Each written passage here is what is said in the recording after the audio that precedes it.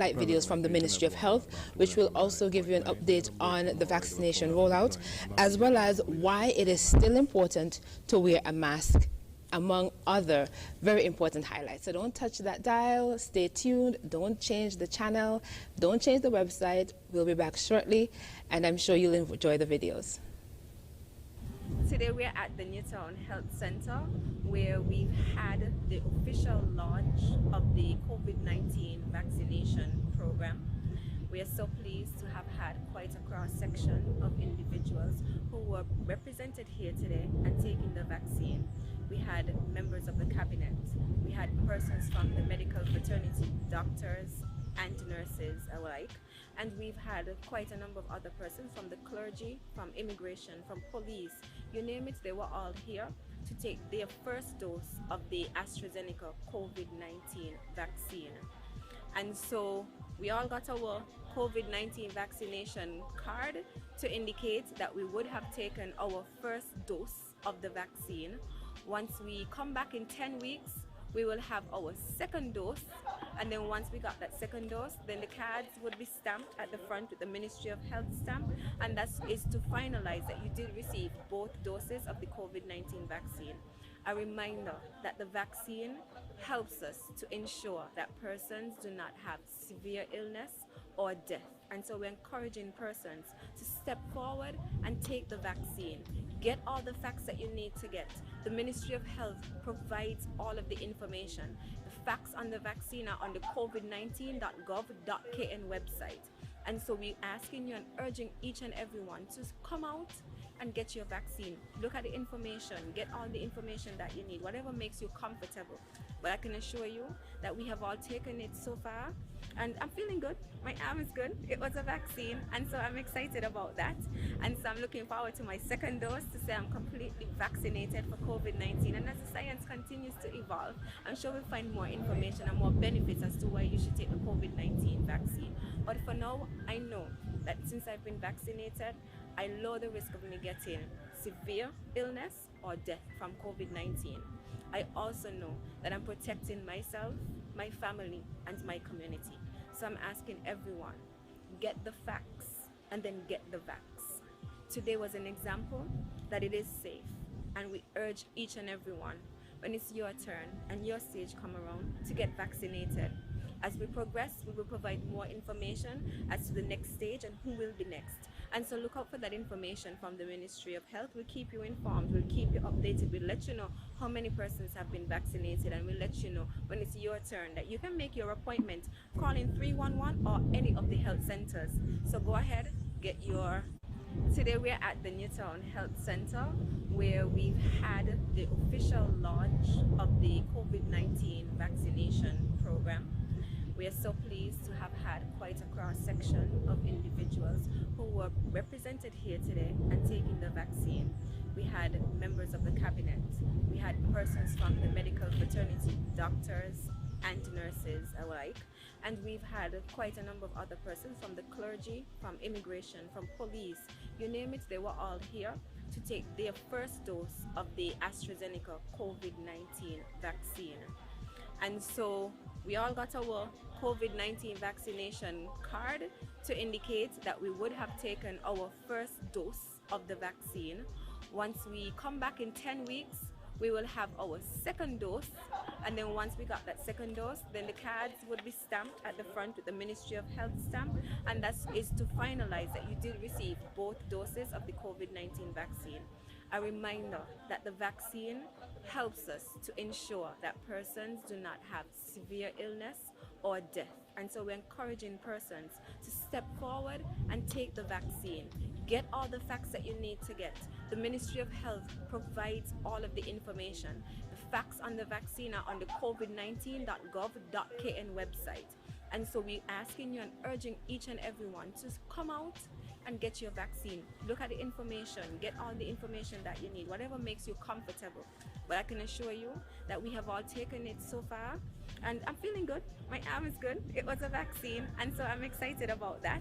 And so I'm looking forward to my second dose to say I'm completely vaccinated for COVID-19. And as the science continues to evolve, I'm sure we'll find more information and more benefits as to why you should take the COVID-19 vaccine. But for now, I know that since I've been vaccinated, I lower the risk of me getting severe illness or death from COVID-19. I also know that I'm protecting myself, my family, and my community. So I'm asking everyone, get the facts and then get the vax.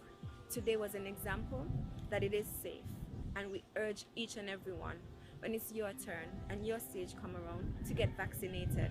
As we progress, we will provide more information as to the next stage and who will be next. And so look out for that information from the Ministry of Health. We'll keep you informed, we'll keep you updated, we'll let you know how many persons have been vaccinated, and we'll let you know when it's your turn that you can make your appointment calling 311 or any of the health centers.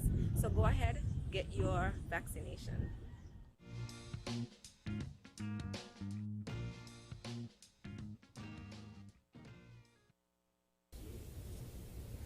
Welcome back to Leadership Matters, which is hosted by the Prime Minister, Dr. the Honorable Timothy Harris. This is a program through which he keeps you updated on matters of national interest, and it is also used to address your concerns and hear your suggestions.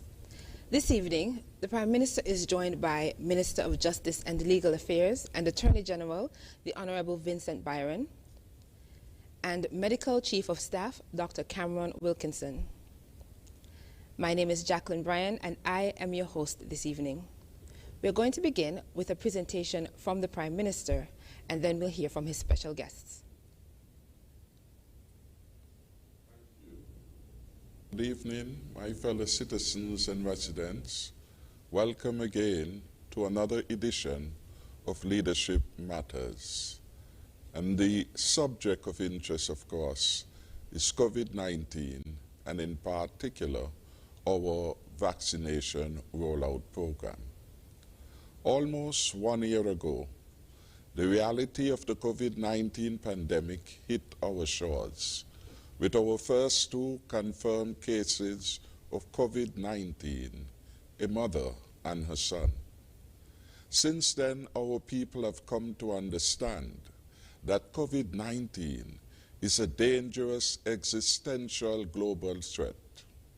So far, over 2.7 million persons around the world have died as a result of COVID-19. Nearer home, in Jamaica, St. Lucia, Barbados, Grenada, Antigua and Barbuda, St. Vincent and the Grenadines have all recorded deaths. St. Kitts and Nevis has had no deaths so far. For this, we give God thanks. My heart mourns, however, for those who carry this grief and burden of COVID-19 deaths. The threat that COVID-19 poses to our health, our economy, and our future here in St. Kitts and Nevis is very real. Working together in our all-of-society approach, we have staved off the worst of the virus and realize the distinction of being the independent country in the hemisphere with the lowest COVID-19 count. This is a tribute to the discipline, good sense, and resilience of the people of St. Kitts and Nevis. I must therefore thank everyone for their responsible behavior to date and urge all of us to continue to be circumspect and responsible in the battle against COVID-19. Today, we can be cautiously optimistic that there is a light at the end of the COVID-19 tunnel. We are not yet free of COVID-19. It is in our environment. I repeat, we are not rid of COVID-19 as yet. We all still have to play our part. And our role now is to get everyone in the age cohort 18 to 80 years vaccinated as soon as possible. Please encourage your family members, your friends, your co-workers, and all with whom you interact not to hesitate Vaccinate Now. Our historic vaccination program is delivering real results. Yesterday, we achieved a significant milestone of getting 20% of our target population vaccinated. Congratulations are in order to the 6,717 persons who understood the urgency of the times and got themselves vaccinated by end of the Monday, March 15th. It is crucial that we do not wait any longer to get our federation back on track. I want to put St Kitts and Nevis back on the prosperous path we were on before the COVID-19 pandemic hit us. By March last year, we had the largest number of Social Security contributors on record, the largest number of active employees on the record of Social Security, and the highest number of jobs on record. Our entrepreneurial climate was very good, with the highest number of approvals for business licenses ever recorded. I want us to seize that stronger and safer future that was within our grasp. Your Team Unity government remains committed to delivering a better way of life for all the people of and in St Kitts and Nevis. During this pandemic, we have kept our economy going. We opened up our borders. We put all our export manufacturing plants back in operation. We have stimulated agriculture and fisheries. Our stimulus package boosted support to the fisheries sector.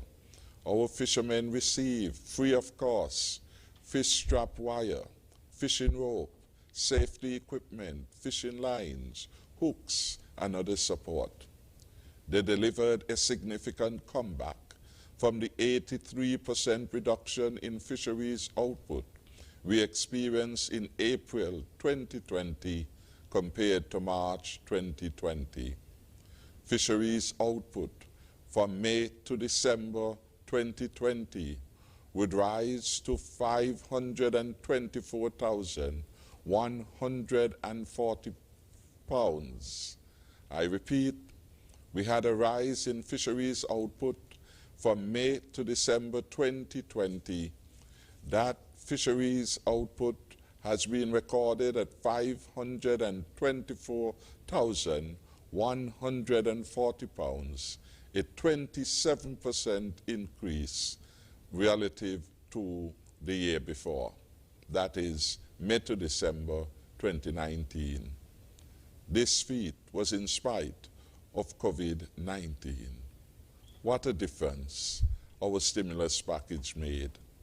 For the full calendar year 2019, fish landings were put at 647,914 pounds.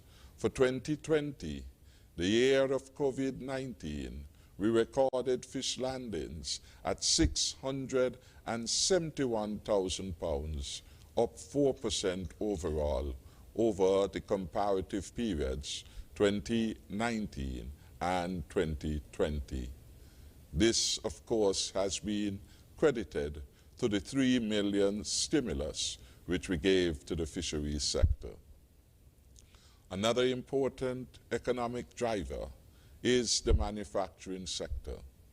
Our manufacturing sector is showing signs of recovery, with merchandise exports for the first 2 months of 2021 totaling EC 15 million, about the same as it was in 2020 at this time.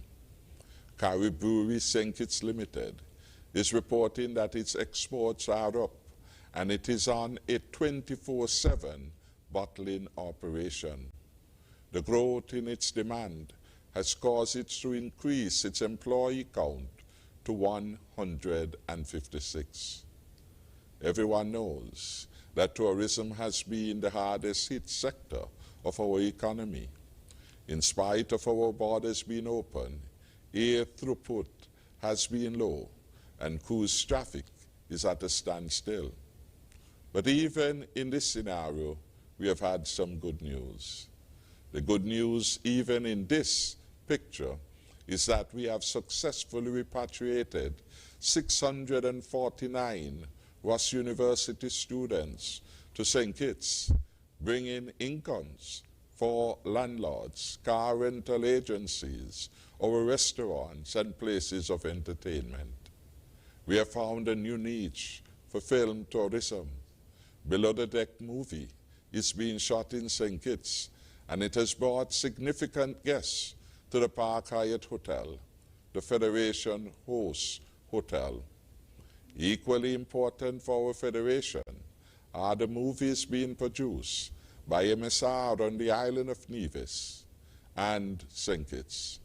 Some 6 movies will be run by MSR in our Federation, boosting the favorable acclaim about St. Kitts and Nevis, and most importantly, creating employment for our people. Interest in our country as a premier hotel destination continues. Trinity Sunset Hotel, Seaview Hotel, and Hillsborough Suites and St. Kitts all continue to work towards completion this year. Work has started this week on the US $6 million luxury villa project at the Royal St. Kitts Hotel. All these projects mean real jobs, real incomes for our people, and a stronger economy for St. Kitts and Nevis. We therefore have to try harder to defeat COVID-19, to protect our health, our jobs, and our way of life during these challenging times. Of course, as a government, we want to keep our streets safe. We want to build more and bigger homes. We want to create more jobs and more opportunities, especially for our young people. In sum, we are moving on the path to the stronger and safer future we promise. This is the part I want us to get back to. This is the part our vaccination program would lead us to. Some countries do not have vaccines yet, and others are yet to begin their rollout. We here in St. Kitts and Nevis are ahead. We took a phased approach to the vaccine rollout so we can prioritize and protect the most vulnerable people in our society. I am pleased to announce that we have surpassed the 20% of the target population, a huge achievement for our Federation.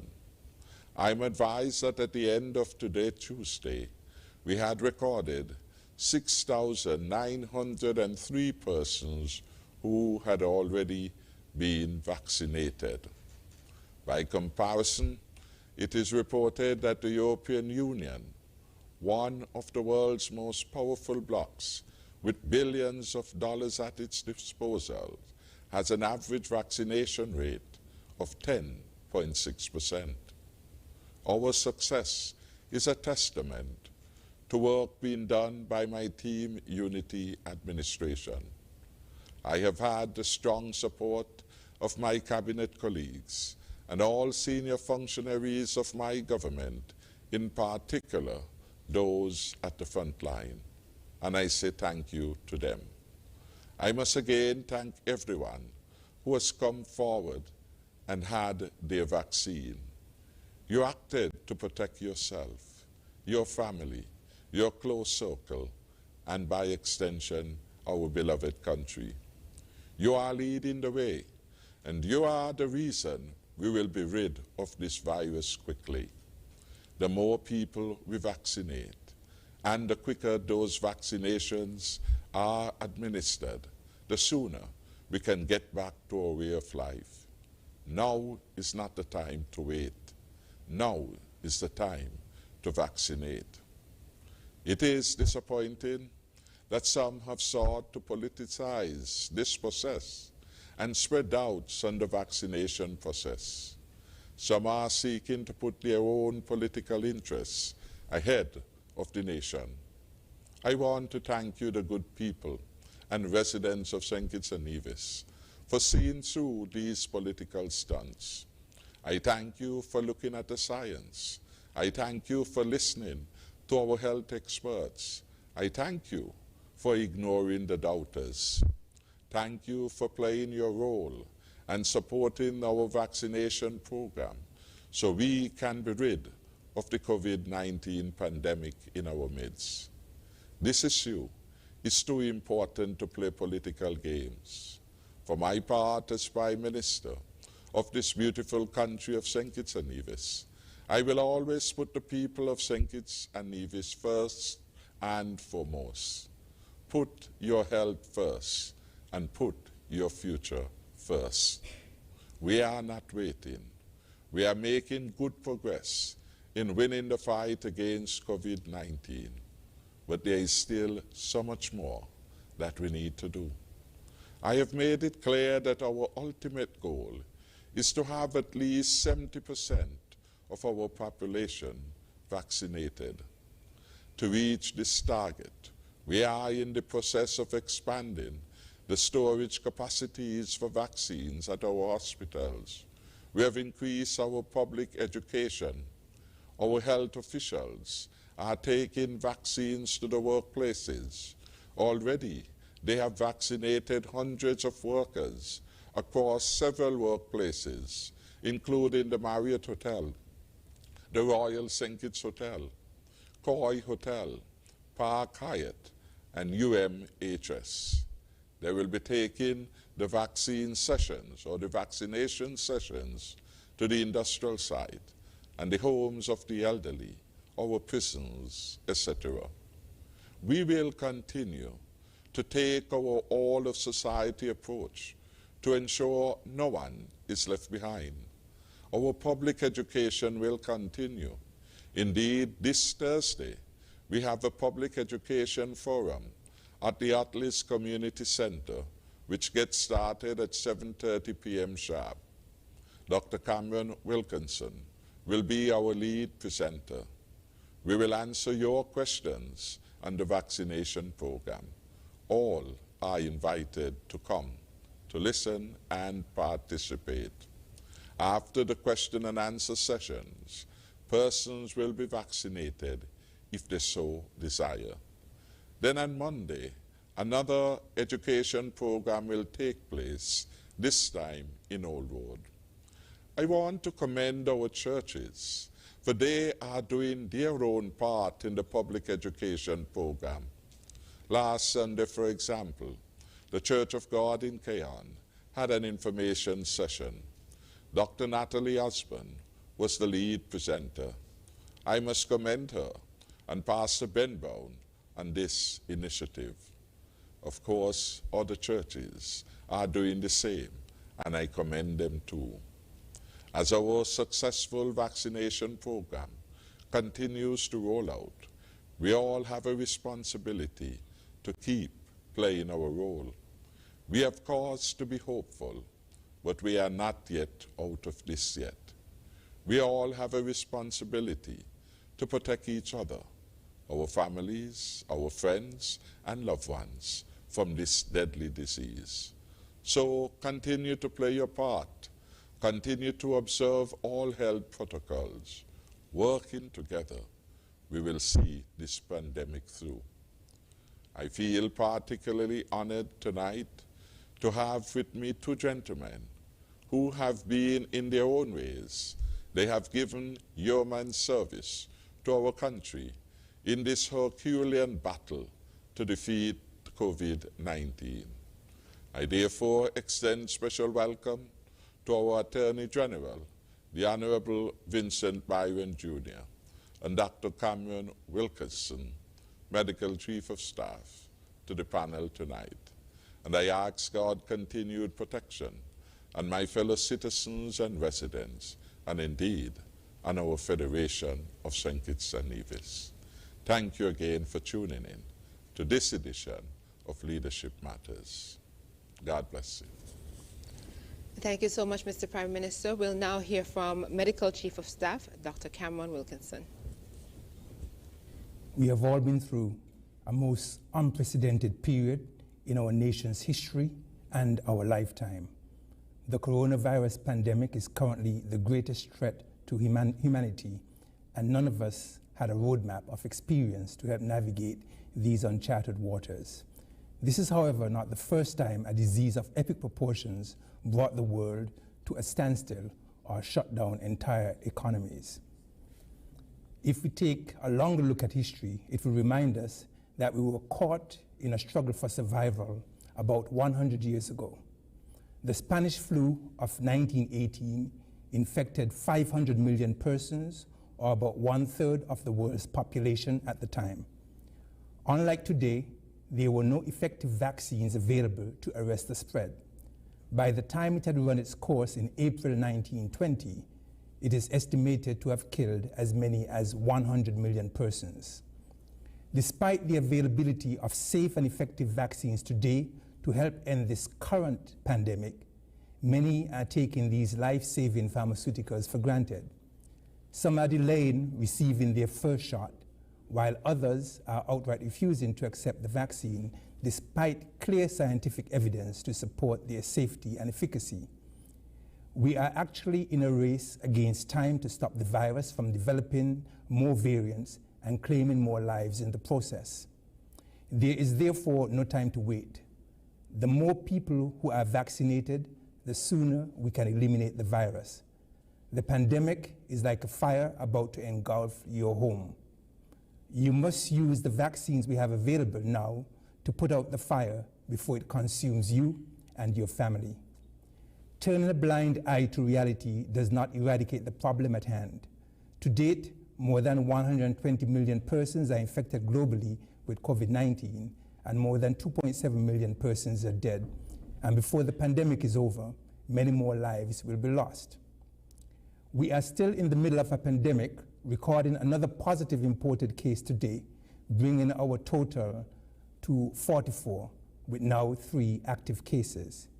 We, however, have the tools to prevent the spread of this deadly virus and to limit the death toll by simply following the instructions based on science and acceptance of a vaccine that we know is safe and effective. Who is responsible for leading the fight? The virus threatens every element of society, including public health, social and political affairs, sports, education, trade and economics, agriculture and food security, industry, and employment. The pandemic, therefore, is not merely a medical or health issue, and the problems created by it cannot be handled by any one governmental ministry. The Ministry of Health cannot and should not therefore be expected to be the only sector tasked with remedying the crisis. It requires the whole of government. So what is the whole of government approach? The whole of government approach means different government agencies with varying mandates working together to combat the common enemy, the COVID-19 virus, that threatens our lives and our livelihood. We therefore here have all the major ministries involved in fighting, including the Ministries of Health, Finance, National Security, Education, Sports, Labor, Industry and Commerce, Agriculture, Tourism, and Legal and Justice. In the whole of government approach, it follows naturally that the Prime Minister or leader of the country is at the top of the decision-making process, guided by science and advice from the technical experts. It also follows that success in the fight would be attributed to the Prime Minister or leader of the country, and also any blame from the aftermath of any crisis arising. However, government alone or our leaders alone cannot stop the spread of the virus without the involvement of the whole of society. And so what is the whole of society approach? The World Health Organization recommended a whole of society approach in the fight against the virus, which means government engaging all stakeholders, including civil society, academia, the media, private sector, NGOs, other voluntary associations, communities, families, and individuals to strengthen the resilience of communities and society as a whole. It is essential to have community involvement at the core of the response. We therefore need to continue to take the message to every community across the Federation. I was happy, therefore, to have been engaged in a number of these community education campaigns in Boyd's, St. Johnson Village, and St. Paul's last week, and I look forward to participating in another in Otley's on Thursday this evening, as the Prime Minister just mentioned. My colleagues, Dr. Sebastian, Archibald, Offrey, and Osborne, and also Dr. Laws, our CMO, were also involved in such campaigns across the Federation. Also, many doctors have been doing one-on-one consultations in their office. I congratulate the medical fraternity in assisting in the fight. If communities are engaged and empowered with knowledge needed to fight this virus, we will succeed because they will take the necessary measures to protect themselves. In this fight, the singular action of one affects all. Therefore, connecting with persons on an individual basis in their community, be it in their residence, workplace, or church, is crucial. From these community education sessions, hundreds of individuals come forward either at the time or days after and accept the vaccine. Just this afternoon, at an education session at a business establishment, we vaccinated 33 persons. We must continue these efforts as they are essential to our success in the war against the deadly virus. The COVID-19 task force has also engaged the Bar Association, the Doctors Association, the Chamber of Industry and Commerce, Evangelical Association, Christian Council, Rotary Clubs, Trade and Labor Unions, Labor Department, and the 3 medical schools, Ross, Windsor, and UMHS. We have not only been involved in dialogue, but also in the formulation of a unified or common agenda on how government and the broader civil society can collaborate and work together in solving the issues related to the pandemic. The right information must be given at the right time to be effective and for people to understand the gravity of the situation and the appropriateness of the interventions needed. That is why our education program started in January 2020, way before the virus was declared a pandemic. We started providing the nation with information about this new or novel virus. We spoke to the signs and symptoms, mode of transmission, and severity of the disease, and consequences of inaction. We also made sure that all were educated on the non-pharmaceuticals, hand sanitizing, social distancing, and mask wearing needed in the fight.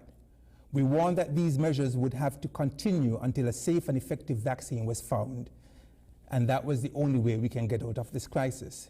We never let up with our education and information sharing program, coming to you every week at the COVID-19 briefings since the start of this pandemic.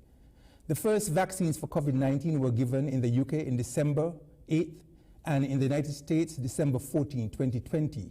The rest of the world began to have hope that vaccines would be available for all as the pharmaceutical companies began to step up their production. We here in St Kitts and Nevis, like the rest of the world, began to step up our vaccine education program in a timely manner also. No one is safe until everyone is safe, and at this stage of the fight, public education on vaccines and vaccine acceptance is paramount. The onus must be on every one of us, however. We need all to contribute to minimize the health and socioeconomic impacts of the pandemic. We need the combined strength, unity, and efforts of all in this fight if we are going to be successful. If there was ever a time when we needed all hands on deck, is now. You don't need a formal invitation to participate in the fight. You can use whatever platform you have to get the message out.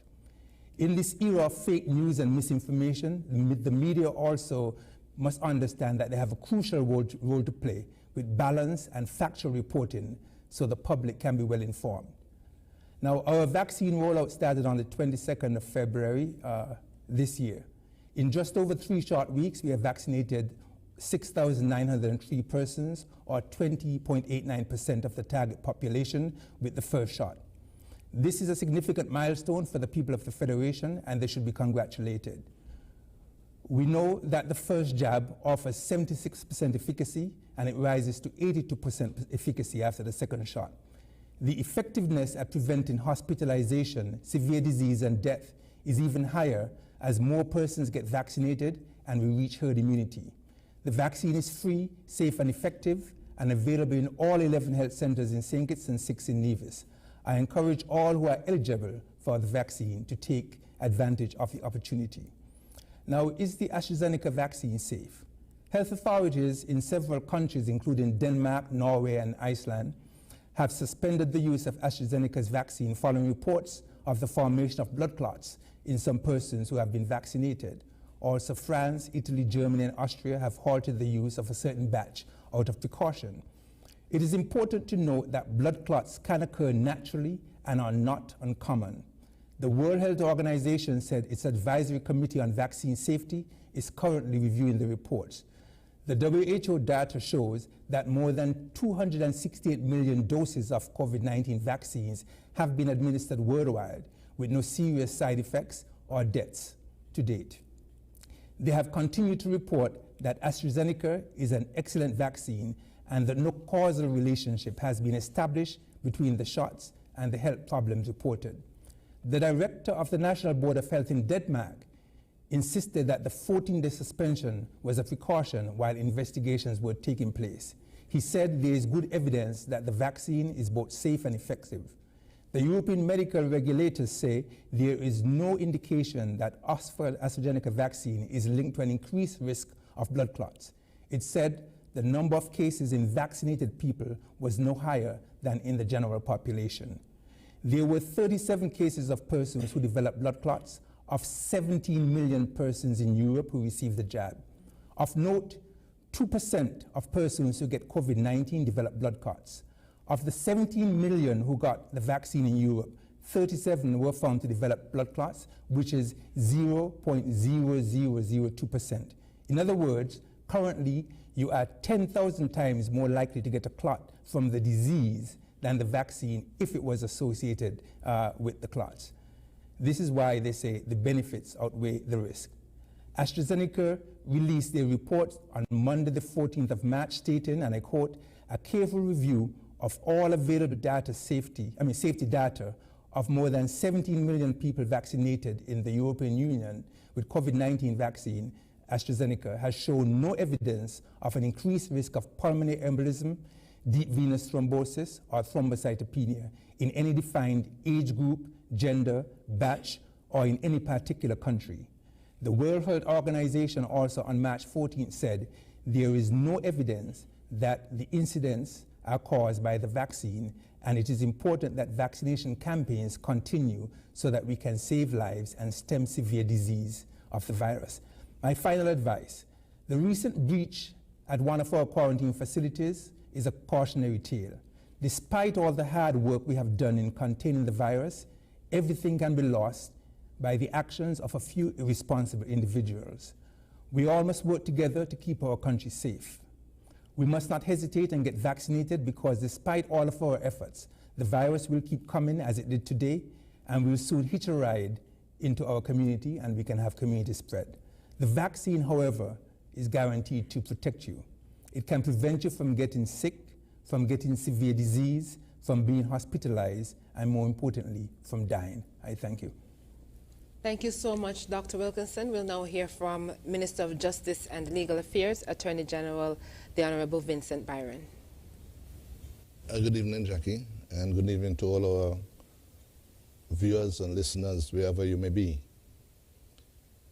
Disasters and emergencies are by nature unpredictable. They affect communities in several ways.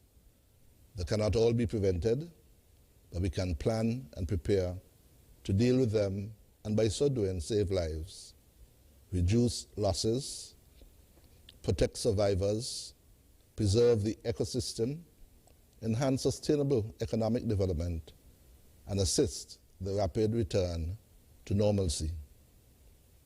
In early January last year, it became evident that this virus that started in Wuhan, China, was making its way around the globe. Prime Minister Harris and the Team Unity administration was alerted by our health professionals and by NEMA, and the National Disaster Mitigation Council was mobilized. Dr. Wilkinson spoke of the whole of government approach. This is what the Mitigation Council does, which comes out of the National Disaster Act and the National Disaster Plan. The Council has all permanent secretaries of all ministries are part of this National Disaster Council, Mitigation Council. There are some 10 subcommittees that deal with such things as medical and public health issues, transport, utilities, and you have it. It covers all the gamut of services that make up our country. And so once the cabinet of the government of St Kitts and Nevis had been alerted, and led by our Prime Minister, the Disaster Mitigation Council was used to establish a national COVID task force. We did not wait until it was declared a pandemic to begin our preparations. We began a robust national education program for all levels of healthcare workers, citizens, and residents, so that they could be aware of the new viral disease, COVID-19. The World Health Organization declared COVID-19 a pandemic on March 11th, 2020, and we were not caught flat-footed like many other countries had. We followed the science and the advice of the WHO. Our local team, our local medical team, developed a national strategic preparedness and response plan for COVID-19, working with the National COVID Task Force. And there was the aim to do four things: to slow and stop transmission, 2, prevent outbreaks and delay spread, 3, provide optimized care for all patients, especially the seriously ill, and 4, to minimize the impact of the epidemic on health systems, social services, and economic activity. Our approach then, and still is, one of a whole-of-society approach. There has been coordination to support preparedness and response, including the health, transport, travel, trade, finance, security, and other sectors. We attempted to sensitize the public to their active role in the response and stress personal responsibility in this fight. We enhanced our hospital and community preparedness plans to ensure that space, staffing, and supplies are adequate for a surge in patient care needs. We continually assessed where we were and the effectiveness of what we had accomplished, and used that information to plan future preparedness and response activities. When our first imported case arrived on 25th March last year, we were prepared. And during the year, we have continued a robust testing, isolation, and quarantine program. We ensured that all who needed to be tested were tested using the gold standard PCR test, and isolated all positive patients and quarantined anyone with a potential exposure. But it's the legal framework that underpinned our response that I want to talk about. And I do so especially in light of the breaches that occurred this weekend in Nevis and here in St. Kitts. The Emergency Powers Proclamation and Emergency Powers COVID-19 Regulations 2020 were the first laws enacted to specifically seek to control and mitigate the spread of COVID-19. And it was in that vein, on the advice of the Honorable Prime Minister, His Excellency the Governor General declared a state of emergency from Saturday 28th March 2020 in light of the imminent threat posed by the rapid and potentially deadly spread of the novel coronavirus on a global scale. Since then, we have passed into law 28 iterations of the COVID-19 regulations, each seeking to balance varying levels of restrictions and freedoms. The legal framework for COVID-19 includes various protocols and provisions to effectively manage the crisis, protect the vulnerable, and promote sustainable recovery. The legality of the emergency actions that were taken by the government to seek to protect the people in this country have been challenged in the courts of law and have been found to be reasonable or appropriate. These actions mirror those of the international community, and they were necessary, although they were inconvenient or unconventional. In the face of the threat of this health crisis, there were curfews and lockdowns implemented all over the world. The necessity of addressing the various concerns that arose out of the pandemic would have obviously demanded considerable legislative focus this year, last year, both through primary and subsidiary legislation. Consequently, would have seen the tabling and debate of a resolution to extend the first state of emergency promulgated by the Governor General that would initially have been declared in March of last year. Some of the legislation that were passed over the year included a public health quarantine regulations. This was SRNO number 2 of 2020 and was published as early as 21st February 2020. This SRO provided for the treatment of COVID-19 as an infectious, communicable, and notifiable disease and introduced the concept of social distancing. The next one after that would have been a proclamation declaring a state of emergency, as I had mentioned. Then there were such things as emergency powers regulations, SRO number 7, that was published on the 23rd of March and introduced the concepts of working remotely, closure of businesses, curfew, physical distancing, shelter in place, and restriction on travel. As it involved better provided for quarantine and isolation. And I can go on and on in terms of the various iterations of the regulations that were had. We would have had such things as 24-hour curfews, night curfews, and days of limited operation. We would also have had, when it was no longer necessary to implement 24-hour curfews, and so forth.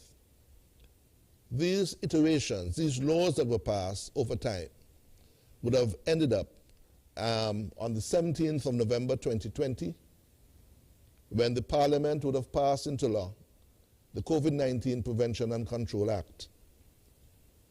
This act was intended to provide for an appropriate, sound, and valid framework as we continue to seek to protect the people in this federation from this disruptive and potentially deadly virus.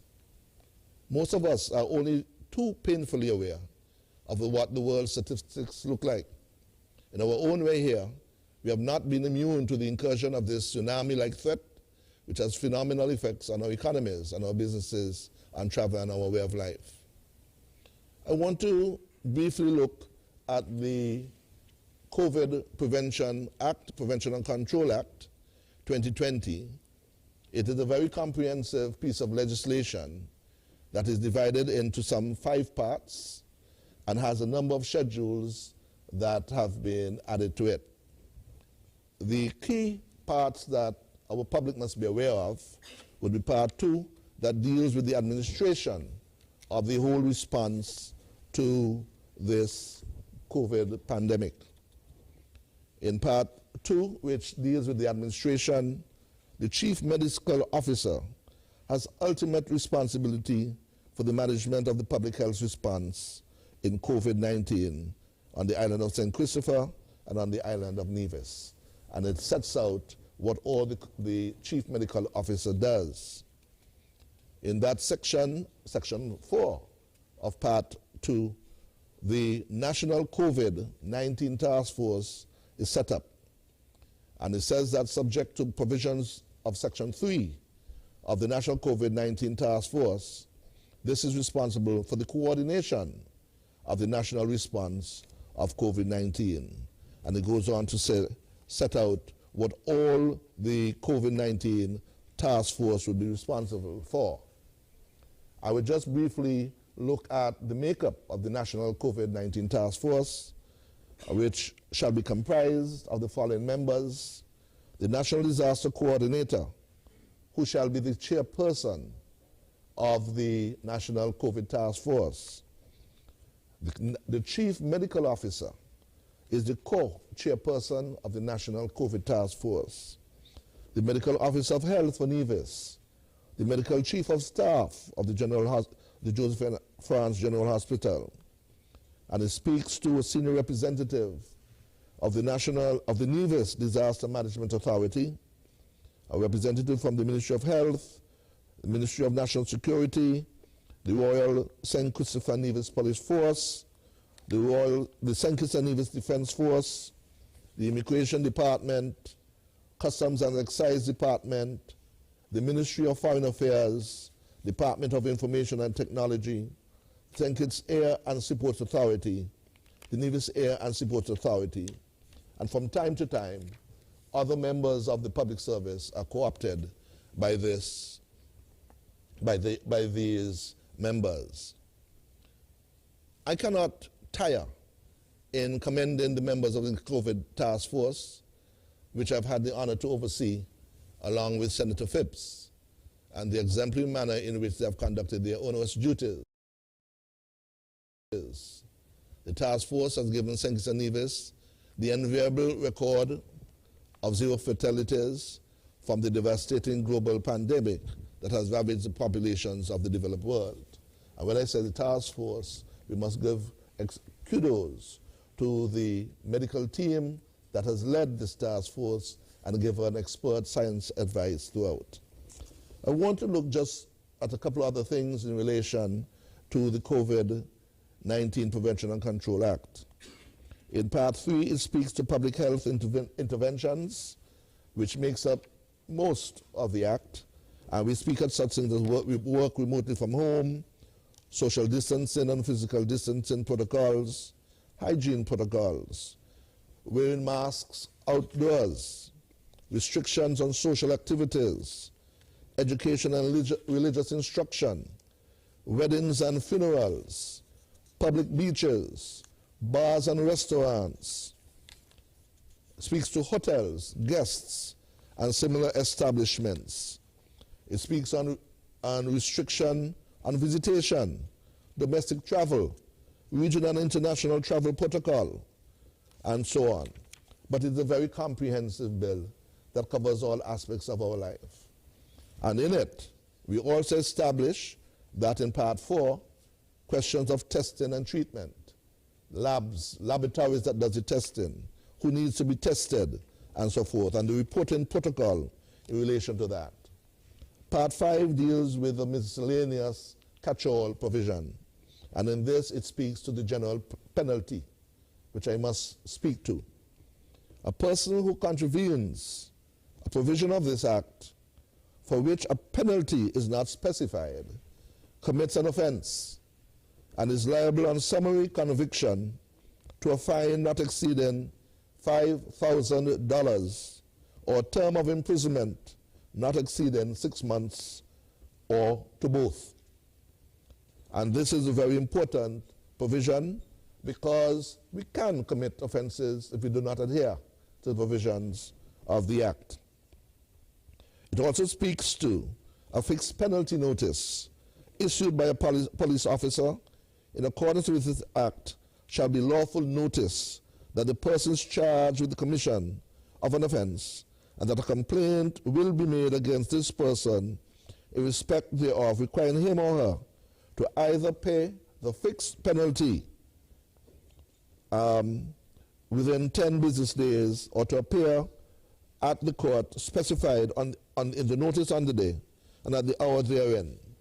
But this is also important as well because in addition to breaches, offenses that may be had, you'd recall that recently in our parliament we made an amendment to this Act to introduce where that the wearing of a mask now carries a fixed penalty, or the non-wearing of a mask in public places carries the fixed penalty of $100, and so forth. It's a very important point.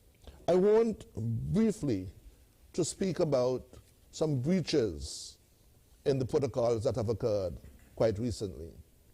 Today, at the regular weekly meeting of the National COVID-19 Task Force, we deliberated on 2 breaches that occurred at a hotel establishment in Nevis and which are of some concern. The first breach occurred on Thursday evening, or on Friday, I believe, when a couple left a tour group that had been given a special permission to vacation in place at that hotel. Now, the concept of vacation in place means that an international visitor can visit pre-approved hotel locations, and they can stay for the first 7 days. And if, when tested after day 7, they're found to be negative, they're allowed to leave the compound and visit certain very selected locations. It could be Brimton Hill, our National Heritage Site, World Heritage Site, other historic sites, and so forth. But if you are to vacation in place in the hotel, you should not leave the hotel. And the couple breached that regulation and walked to a local museum in Charlestown. They had to be removed from the hotel, and they have been quarantined at the government facility at Potworks. Later that night, or in the wee hours of Friday morning or Saturday morning, 6 members of the group also evaded security and visited a local night spot. These are very serious breaches, and those 2 have had to be quarantined at Potworks on the guard, and tomorrow they will be brought before the magistrates in the magistrates court in Charlestown and will be dealt with. These breaches cannot be tolerated, and we in our country, St Kitts and Nevis, are very proud of the way in which we have managed the response to COVID to date. It is why we are the envy of many in the world that we have done so. Our protocols are strict, but it has given our people the sense that we are COVID-free. And so we want to insist that all our citizens should adhere to the protocols. I want to also mention other breaches that have also occurred here in St. Kitts. And these happen from time to time in relation to one of the protocols that have been introduced to combat mass gatherings. Mass gatherings we have been advised by our medical fraternity is something that we should be very careful about. And we define mass gatherings as an event if the number of people it brings together is so large that it has the potential to strain the planning and response resources of the health system in the community where it takes place. Consideration must be given to the location and duration of the event, as well as the number of participants. And so the question of mass gatherings is one in which a specific protocol has been introduced. And so when somebody wants to have a public event, or any event for that matter, the determination is that the number of patrons between 25 and 15 is regarded as a small gathering, and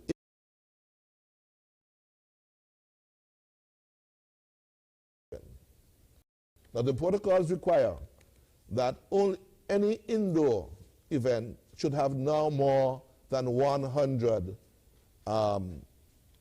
patrons, and if you are in an outdoor environment, you can only have up to 150 individuals. So the concept of mass gatherings is being strictly adhered to. And I say so in the context that sporting events, whether it be football, basketball, athletics, have been to that extent restricted to be spectatorless in order for us to control the idea of mass gatherings that are seen potentially to be able to be a form of spread, the transmission of the virus, if it so happens to be in our community. We are very careful to adhere to that.